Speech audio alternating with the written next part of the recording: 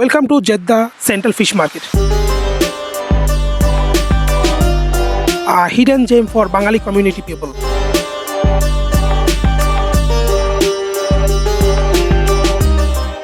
লোকেশনটা কোথায়? জেদ্দা আল বলদের পাশে অবস্থিত এই ফিশ মার্কেটটি। আপনি যদি আল বলদ চিনে থাকেন তাহলে আপনার জন্য কোনো ব্যাপারই না এই ফিশ মার্কেটে আসা। যে কোনো ট্যাক্সি ড্রাইভারকে বললেই আপনাকে নিয়ে চলে আসবে। আমরা তো প্রতি মাসেই যাই।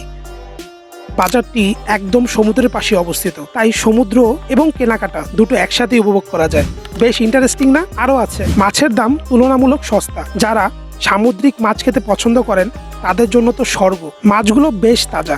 এক দোকানি ভাই বলল, সকল মাছগুলো একই কোম্পানির ধরা এবং সাপ্লাই করা, তবে মাছের প্রকারভেদে কোম্পানি আলাদা আলাদা হতে পারে এবং এটাই স্বাভাবিক। সামুদ্রিক চিংড়ি, টুনা, রূপচাঁদা, কোরাল, ফাইসা, এইটা আবার কি মাছ?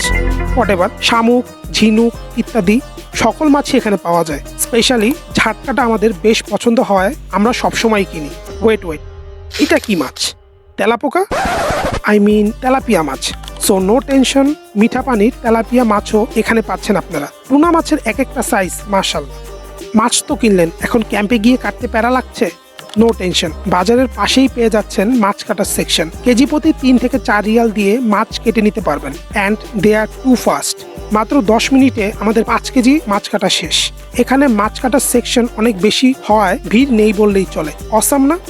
আম নট ডানিয়ে পাশের সমুদ্র থেকে মাছ ধরতে চান তাহলে তো মাছের সরঞ্জাম লাগবেই, তাও এখানে আছে। মাছ ধরার জন্য যা যা লাগে এই দোকানগুলোতে সবই পাবেন। দাম মোটামুটি সস্তা। এত বাজার করে যখন আপনি ক্লান্ত তখন খাবারের জন্য একটি বাঙালি রেস্তোরাঁ রয়েছে, ওইখানের পরাটা মাস্ট ট্রাই একটা আইটেম। মজার বিষয় কি জানেন? এই বাজারটিতে কাজ করার বেশিরভাগ লোকই আমাদের বাঙালি ভাই।